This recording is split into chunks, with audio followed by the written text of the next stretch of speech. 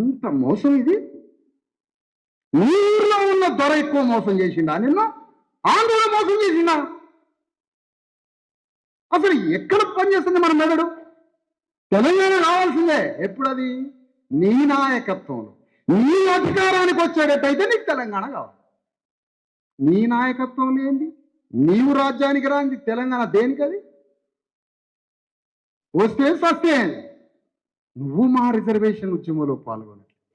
9th షెడ్యూల్లో పెట్టాం BJP అంటుంది. ఎంత గట్స్ చూడండి దానికి. ఎందుకు ఆ గట్స్?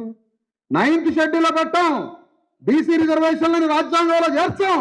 ఇట్టనే మీరు బజార్లో పడి తన్నుకొని సావండి, కోర్టులో కొట్టేస్తారు, వామ్మో మా బతికిందని సావండి.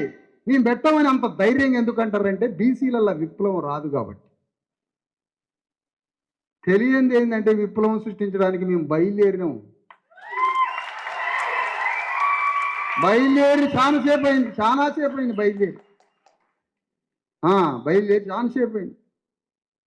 ఓరు తెలంగాణ మొత్తం తిరుగుతాం, గుట్టలు గిట్టలు.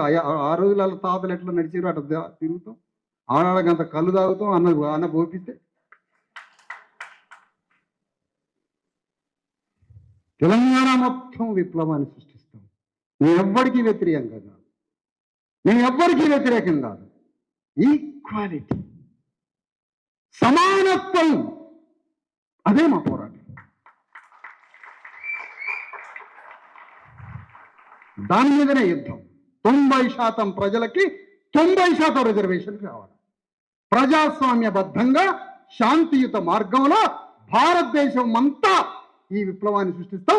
దానికి ఆదర్శంగా ముందు తెలంగాణలో నిర్మిస్తాం.